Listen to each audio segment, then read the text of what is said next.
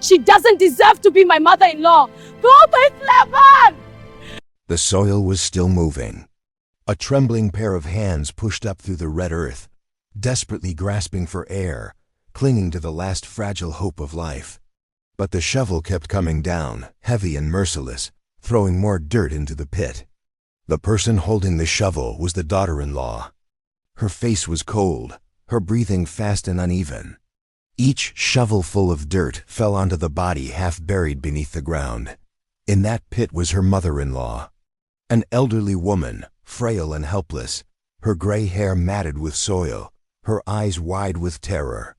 She tried to call for help, but her voice was swallowed by the dirt filling her mouth and throat. Just a few more shovels of earth, and she would disappear from this world, buried behind her own home. But at that very moment, a man's voice suddenly came from behind. "What are you doing?" The shovel slipped from her hands.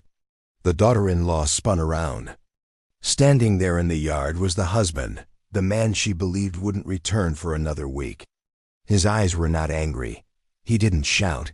He simply stood there, frozen in shock. His dusty red car was still parked outside the gate of the old house in a small village in northern Nigeria.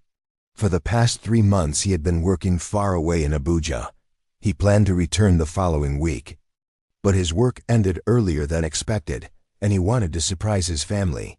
He imagined his mother smiling, his wife running toward him with open arms, the house filled with laughter. But instead he arrived home just in time to see his own wife burying his mother alive. In that moment, he understood something. The most dangerous enemy is not always a stranger. Sometimes it is the person living under the same roof. Hello everyone. I'm sharing this story from a quiet rural village. A place where life reminds us that compassion and respect for our parents should never be lost. If you believe real-life stories teach powerful lessons about family, make sure to subscribe to the channel. And now sit down and listen carefully. Because what happened after that pit behind the house will make you think deeply about one word: family. Behind the garden, under the deep red glow of the late afternoon sun, the woman was still digging. Each thrust of the shovel struck the earth with a dull, heavy sound, tearing straight into the chest of a man. That woman was his wife. The headscarf wrapped around her hair had slipped to one side from sweat. The back of her shirt was dark with soil and dust. The face he used to remember now looked cold. Gone was the soft voice that wrote in her letters that everything at home was fine, that his mother was healthy. Beside the freshly dug pit lay an old blanket covering a human figure that was still moving very slightly. He stepped closer. Each step felt as heavy as lead. All he could hear was his own heartbeat pounding wildly, as if trying to break through his chest. But when a gust of wind swept in from the open fields and lifted the edge of the blanket, he saw his mother. Her hands were tied with an old rope, the marks digging red into her wrinkled skin. Her mouth was stuffed with a piece of cloth, her breathing weak and broken. He froze. His entire body turned cold despite the heat of the fading day. When pain exceeds what the human heart can endure, speech is the first thing to disappear. His wife turned around. She jolted in shock. The shovel slipped from her grip and fell with a clang. Between them was the pit. Between them was his bound mother. Between them was an entire marriage ripped apart. "When did you come back?" She stammered, her voice trembling with the panic of someone caught in a crime. He did not answer. He dropped to his knees beside his mother, pulling the cloth from her mouth. She coughed violently, a painful sound. He hurried to untie the rope around her wrists. "Mom, Mom," he called, his voice breaking like that of a frightened child. She raised her trembling hand and touched her son's arm, then began to cry. His wife stepped backward. Her eyes darted around as if searching for a way to escape. Slowly, he stood up. His face was no longer the face of a man who had returned home for reunion. "Why?" he asked. Just one word, but it carried the weight of a mountain. She forced out a weak and meaningless answer. "She made me unable to stand it anymore." He stared at her as if he no longer understood human language. Unable to stand it? That frail old woman who limped around the yard, who always saved the best piece of meat for her daughter-in-law at dinner, who still told neighbors that her daughter-in-law had a quick temper but a good heart, was the person she couldn't stand so much that she had to dig a grave and bury her alive? You couldn't stand it, so you tied my mother like this? His voice turned rough and hoarse. You couldn't stand it, so you decided to bury her alive? She said nothing. That silence was more terrifying than any confession. The sunset stretched long shadows across the ground. The twisted silhouettes of 3 people fell beside the pit, looking like a dark painting drawn by fate itself. In the distance, children's voices echoed through the village as they called each other home for dinner. The rest of the world remained normal. Only the small backyard of his house had become a place where all trust had been buried. He helped his mother sit against the old mango tree near the fence. She struggled to breathe, her thin shoulders trembling with fear. In that moment, memories from his childhood suddenly returned to him. After his father died early, his mother had carried water, sold peanuts, and mended clothes just to raise him. Those hands had once carried him through fevers, once shielded him from rain along muddy village roads. And today, those same hands had just been tied and thrown beside a pit like something ready to be buried. Life could be cruel. Some people spend their entire lives bowing down for their children, only to face death pushed upon them by someone within their own home. He turned and looked at his wife. For the first time in his life, her face felt completely unfamiliar. She was no longer the woman he had married. No longer the woman he had trusted with the money he sent home every month to care for his mother. No longer the harbor he imagined during his long days away from home. Standing before him now was simply a woman in the fading light, beside a half-dug grave, her dark secret exposed under the sun. And in that moment he understood, some homes do not collapse because of storms. They collapse because the hearts inside them rot from within. He took a deep breath, but the air entering his chest still burned like fire, because he knew the most terrifying part was not what he had just witnessed. The most terrifying question was the one now burning inside his mind. During all the months he had been away, was this the first time? Or had his mother been living in this silent hell for a very long time already? For many months while he worked far away, the small house still appeared peaceful, just like any other home in the savannah lands. Every morning, smoke from the cooking fire still rose from the clay kitchen behind the house. In the afternoon, the red dirt road in front of the gate still saw a few neighbors passing by, sometimes stopping to exchange greetings. Everyone in the village believed one very simple thing: that his mother was being well taken care of, that the son working far away in Abuja continued to send money home regularly, and that the young daughter-in-law was fulfilling her responsibilities. They saw the money arriving, money for her medicine, money for rice and cooking oil, money to repair the rusted tin roof that had worn down after many rainy seasons. Sometimes the mailman even told the neighbors, "Her son is a good man. He sends money every month," and the villagers would simply nod and smile with approval. In their eyes, it was a family to be proud of. But the truth behind the old wooden door of that house was completely different. When the vehicle carrying him left the village at the beginning of the dry season, life inside the house began to change little by little. At first, the changes were small.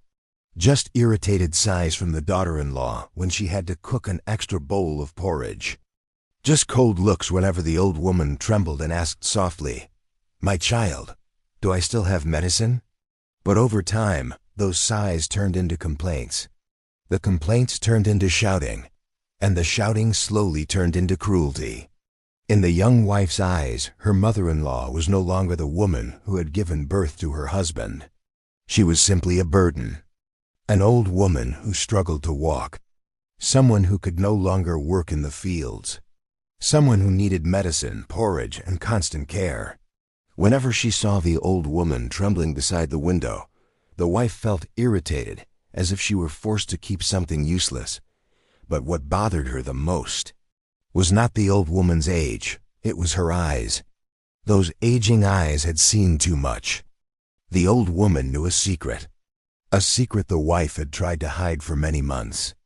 At first, the old mother only suspected the evenings when the wife stayed outside unusually long, the times a man's shadow could be seen lingering near the gate, the hurried whispers behind the kitchen wall.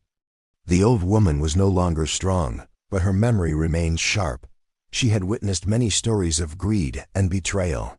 And one afternoon, while walking to the garden to pick a few vegetables, she saw something she wished she had never seen. Her daughter-in-law, standing very close to a strange man. The two were speaking in hurried whispers.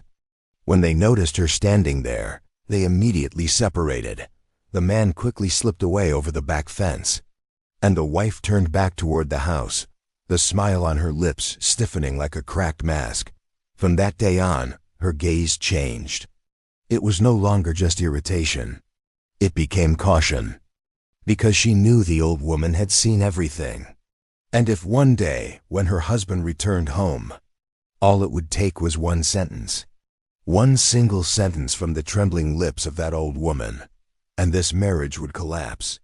The wife began to fear. At first, she tried to silence the old woman threats, meals left uneaten, days when the old woman sat in a dark room. But the old mother never said anything. She did not accuse. She did not tell the neighbors. She simply lived quietly, waiting for the day her son would return. That silence made the wife even more afraid. Because the person who remains silent is often the one waiting for the right moment to speak the truth. And slowly, a terrifying thought began to grow in her mind. If the only person who knew the secret disappeared from this world, then the secret would disappear with her. No one in the village would know. No one would hear. No one would suspect. All it would take was a pit in the backyard.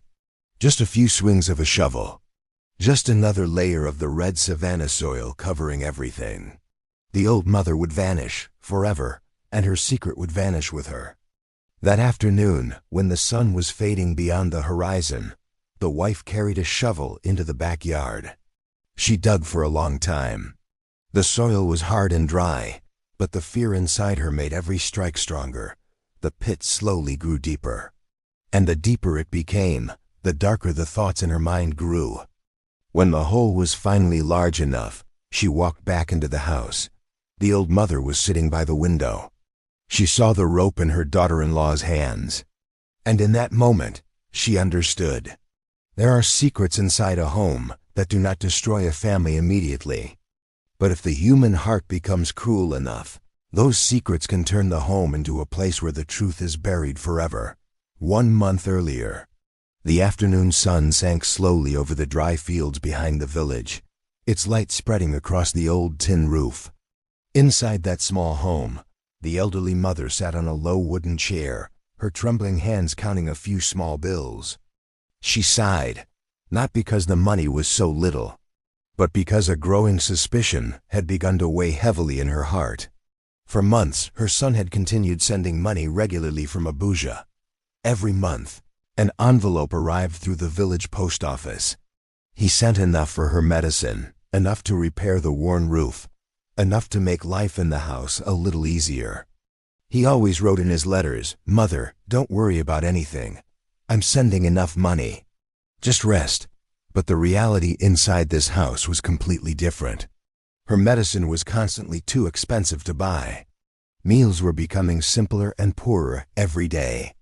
At first, she thought perhaps the money had not yet arrived. But one afternoon, when she walked to the village market with her cane to buy some salt, she saw her daughter-in-law, not in the old clothes she usually wore, but in a bright new dress, standing in front of a jewelry stall. The old woman stopped in her tracks. The young wife was holding a shining gold bracelet in her hand. Beside her was a bag filled with new clothes. The smile on her face was radiant, as if money had never been a problem. At that moment, the elderly mother felt her heart sink. A cold worry crept into her chest. She quietly returned home, her mind spinning with questions. Where did the money come from? In the days that followed, she began paying closer attention. And slowly, the truth revealed itself. The envelopes of money from the post office were always received by her daughter-in-law before she could even see them. New items kept appearing in the young woman's bedroom. A new silk scarf, a pair of leather shoes, a shiny gold bracelet. Meanwhile, the old mother continued taking expired medicine. Whenever she asked about the roof, the daughter-in-law would say, "There isn't enough money." Finally, one evening, when the wife returned home from the market, the elderly mother called her over. Her voice was weak but steady. "What did you do with my son's money?" The young woman stopped. Her eyes flickered for just a brief second. Then she smiled. A smile light as the wind, but cold as stone. "What money?" "The money he sends home for my medicine for repairing the house." The room fell silent. The air between the two women seemed to freeze. Then the wife shrugged. "Oh, that money?" She walked to the table and placed her bag of new clothes down. "I already used it." The old woman froze. "You used it?" "Yeah," the wife replied calmly. "Was I supposed to leave it there just so you could keep buying medicine forever?" The old mother trembled. Her thin hands gripped the edge of the table. "That is the money he sends for me." Her voice broke, filled with pain. "You have no right to take it." The wife turned and looked at her. This time, the smile on her lips disappeared. Only a cold gaze remained, a look the old mother had never seen before. "You should understand something," the wife said slowly. "That money is sent to this house." She stepped closer. "And now, I am the one managing this house." The old mother shook her head, tears filling her eyes. "No, my son will find out." Those words suddenly made the room feel heavy. The wife stood still for a few seconds. Then she laughed softly. A thin smile, sharp as a blade. "You are old. No one will believe you." Her words fell into the room like a cold strike. The elderly mother looked at her, her heart aching. But she still spoke, slowly, clearly. "When he comes back, I will tell him everything." At that moment, the wife's face stiffened. Not out of surprise, but because a terrifying thought had just flashed through her mind. If this old woman spoke the truth, everything would end. The money, the lies, even the marriage. And from that day on, every time she saw the old woman sitting quietly by the window, her gaze began to change. It was no longer just irritation. It was fear. A quiet fear, slowly growing, until this afternoon. When her husband was still far away in Abuja, when no one in the village was paying attention, when the sun was slowly disappearing behind the dry fields, the wife carried a shovel to the backyard. She began to dig. She dug for a long time. Red savanna soil flew into the air with every strike of the shovel. A pit slowly began to form, deep, wide, large enough to bury a human being, large enough to bury a secret. Because at that moment, only one thought existed in her mind. If the only person who knew the truth disappeared, then the truth would disappear. The afternoon in the savannah of northern Nigeria was slowly fading. The deep red sun was sinking, casting a sorrowful orange glow. Dry grasses swayed in the wind. The silence was so heavy that every clump of soil falling into the pit could be heard clearly. The wife pulled the blanket. The frail body of the old mother slid across the ground, leaving a long trail of dust. Her wrists were tightly bound with an old rope. Her legs trembled as she tried to resist, but it was nearly useless. She struggled, shook her head, tried to cry out through the cloth stuffed in her mouth.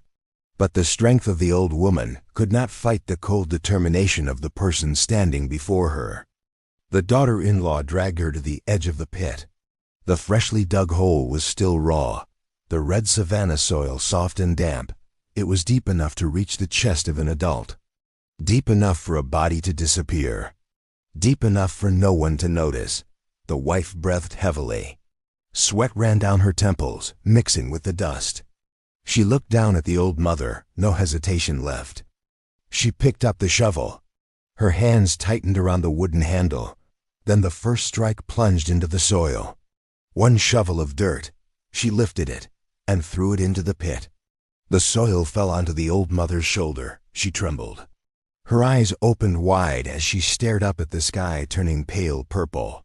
The last light touched her wrinkled face. She struggled again, but the rope was too tight. Her mouth tried to scream, but only muffled, broken sounds escaped. The wife scooped up more dirt. A second shovel.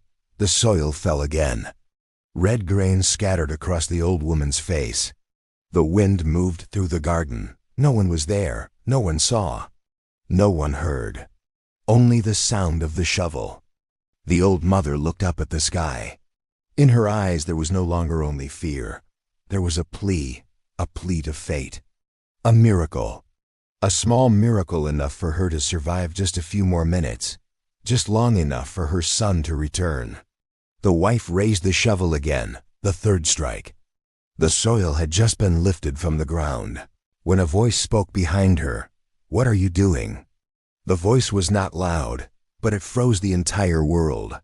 The shovel slipped from her hands. It fell to the ground. The sound of metal hitting stone rang sharply. The wife spun around. Her face turned pale. Her eyes widened as if she had seen a ghost. Because the man standing only a few steps away was someone who should not have been there. He stood there. Dust from the road still clinging to his clothes. His travel bag still hanging over his shoulder.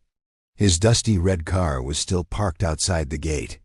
He had planned to return next week, but his work in Abuja finished early. And he wanted to surprise his family. A surprise, yes, but the surprise he saw instead turned his heart into a block of ice. His eyes dropped to the pit, then to the mother tied beside it, then back to his wife. In that moment, there was no wind. No birds. The entire garden sank into a terrifying silence. The wife stepped backward. Her lips trembled. When did you come back?" But he did not answer. His eyes were still fixed on the pit, on the dirt that had just fallen onto his mother's shoulders, on the rope binding her wrists, on the shovel lying on the ground. Everything spoke the truth clearly. No explanation was needed. No denial was possible. His world had just collapsed, not because of poverty, not because life was hard, but because the woman he had trusted the most had just tried to bury his own mother alive. He stepped forward, slowly, heavily. Each step crushed another memory of their marriage, and in his eyes at that moment, there was no longer the gaze of a husband. It was the gaze of a man who had just seen the true face of evil inside his own home. No explanation came quickly enough. No story could possibly justify the scene that had just unfolded before their eyes. The wife stood frozen beside the edge of the pit, her lips trembling but unable to form a single word. Meanwhile, the man rushed straight to where his mother lay. He dropped to his knees. His knees slammed hard into the ground, but he barely felt the pain. His shaking hands pushed aside the dirt that had just been thrown. Clumps of red soil scattered across his hands.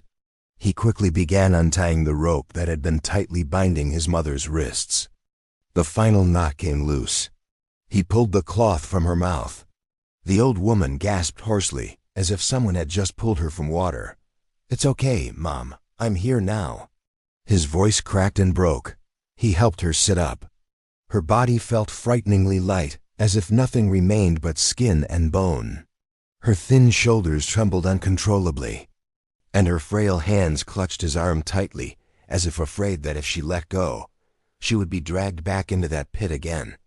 The entire garden fell into silence. No one spoke. The wife was still standing there. Her face was pale, her eyes darting between the husband and the mother.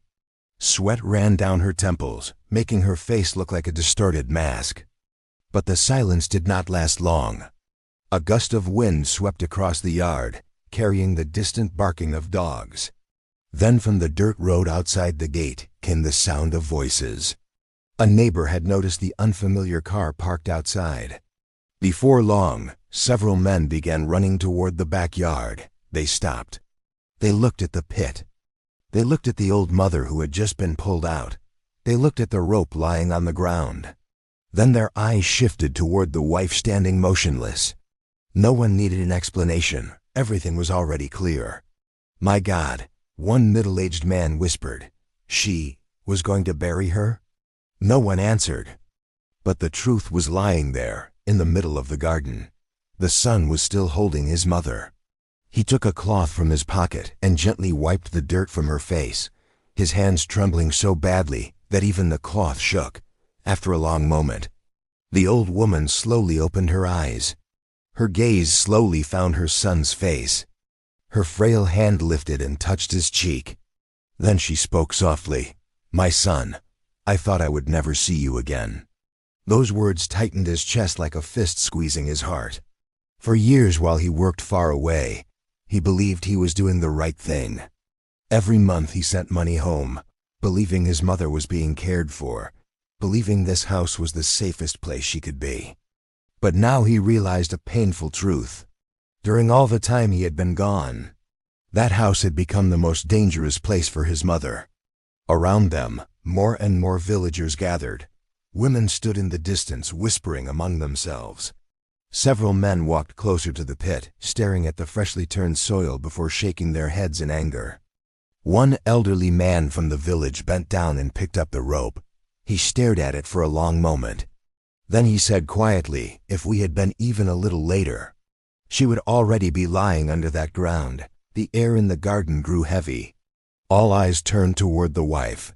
She still stood there like a statue, frozen in the nightmare she had created for herself. No one needed to ask anything more, because the entire village understood. From that day forward, the terrifying story of this house would spread along every red dirt road, through every home. People would talk about the pit in the backyard, about the daughter-in-law who hid a cruelty no one could have imagined. As for the son, as he helped his mother stand, only one thought filled his mind. Sometimes life does not destroy a family through poverty. It destroys it through betrayal and greed from the very people living inside. And from this moment on, the truth had finally been brought into the light. The next day, the sun had just risen above the horizon of the vast savanna. The morning light spread a soft golden glow across the small village, making the mud houses and wooden fences look peaceful, as if nothing had ever happened. But for the house at the end of the red dirt road, everything had changed. The woman had been taken away. The night before, after the men in the village heard the entire story, they called the local authorities. No one wanted her to remain in that place for even one more night. When the vehicle carrying her left the village, no one spoke. No one said goodbye. No one asked questions. Only the silent eyes of the entire village followed her departure. Some people shook their heads. Others sighed quietly, because in poor places like this, people are used to hardship. But they still believe that family is the last place where kindness should exist. And when that very home almost became the place where a mother was buried alive, the pain was greater than anything else. The next morning, the house returned to silence. There was no more sound of a shovel, no more shouting, no more cold, hostile glances, only the wind. The savanna wind drifted across the dry field behind the house, carrying the scent of burnt grass and dust from the wide open land. He sat on the front porch. The old wooden chair creaked softly as he shifted. Beside him sat his mother. She had been washed and cleaned. The marks of the rope still lingered red around her wrists, but her face looked less pale. A cup of hot tea rested on the small table between them. They sat in silence for a long time. No words were needed, because some pain cannot be explained with language. A gentle wind passed by. Dust drifted lightly along the road. In the distance, several village children ran across the fields, their laughter echoing through the fresh morning air. Life was continuing, as if yesterday had only been a nightmare. The old mother slowly placed her hand over her son's. "Don't blame yourself," she said softly. He lowered his head. Throughout the night, he had barely slept. Every time he closed his eyes, the image of the pit behind the house appeared again. If he had returned just a few minutes later, just a few minutes, perhaps when he stepped into the yard, everything would have already been over. Perhaps he would have only seen a patch of freshly covered soil behind the house. And the mother who had raised him his entire life would have been lying beneath it. No one would know. No one would hear. No one would suspect. The thought tightened his chest like a crushing weight. He looked out toward the distant field. The savannah wind still moved through the dry grass, creating pale golden waves. Life can be strange sometimes. People often fear enemies out in the world, strangers who might harm them. But sometimes, the most dangerous person is the one living under the same roof. The person you trusted. The person you believed would care for your family while you were away. The person you never imagined could do something so cruel. He gently squeezed his mother's hand. His voice grew quiet. I thought, when I went away to work, I was protecting the family. He looked at her. But I didn't know. You were living alone in fear. His mother slowly shook her head. My son, life always holds things we cannot see from far away. She looked toward the backyard, where the pit from yesterday had been filled in. Not to bury a person, but to bury a terrible memory. But yesterday you came back, she said softly. Her voice was weak but warm. And that was enough. He followed his mother's gaze. The patch of earth behind the house lay quietly beneath the morning sunlight. If he had not returned early, if his work in Abuja had lasted one more day, if the vehicle bringing him home had arrived just a little later, that patch of land might have become a grave. A grave without a marker. A grave no one would ever know about. He took a deep breath, then said quietly, maybe. God still had mercy on us. His mother did not answer. She only nodded gently. And in the quiet of that morning, with the savannah wind drifting across the dry fields, the man understood a lesson he would probably remember. Family is not only the place where we are born. Family is something that must also be protected, even from the darkness that can hide within it. If this story made you reflect on the value of family, respect for parents, and truth in life, remember this. Sometimes a single moment of returning at the right time can save an entire life.